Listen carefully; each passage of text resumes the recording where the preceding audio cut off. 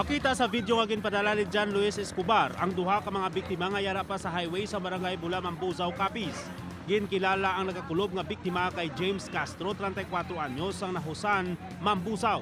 Samtang ang isa nga nakapangayo pa sang tabang ang ginkilala kay Jordan Labado, 23 anyos. Aksidente nga nagsugataay ang ginamaniho nila nga motorsiklo kag kumumadasig ang ila pagpadalagan, nagbungguan ay sila nga duha. Natabo ang aksidente sang Sabado sang hapon.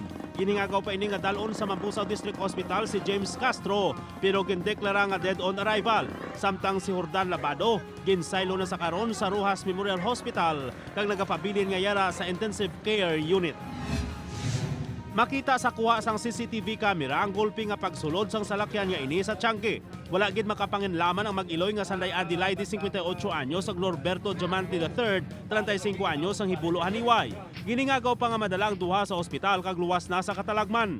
Nawasak gid ang porsyon sang balaligyaan sang nabungguan sang salakyan nga ginamaniho ni Alma Gahi, 42 anyos, ang Badyangan, Iloilo. Base sa investigasyon sa Janiauy Police, nagapakadto sa direksyon sa mina ang pribado nga salakyan sang nag-overtake ang isa ka motorsiklo, rason nga naglikaw ini kag nagbunggo sa Tiangke sa diin nagapamahaw ang mag-Iloy nga Diamante.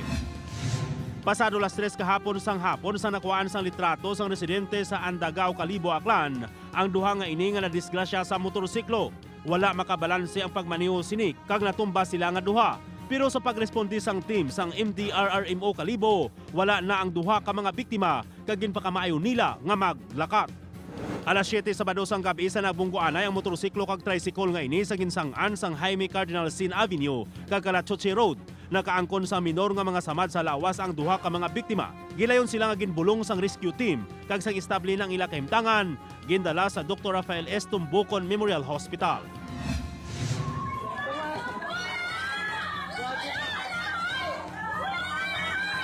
Dungan sa pagdalo-do sang tubig sa barangay Kulipapa, Hinubaan, Negros Occidental, ang pagkaanod sang duha ka mga bata sang Sabado. Maayo lang kay maabtik sila nga nakasaka sa puno sang kahoy sa akasya. Nagapanguha sa mga lubi nga nagakaanod ang duha ka bata, sang gulpe nga nalabot sila sang nagahagunos nga tubig baha.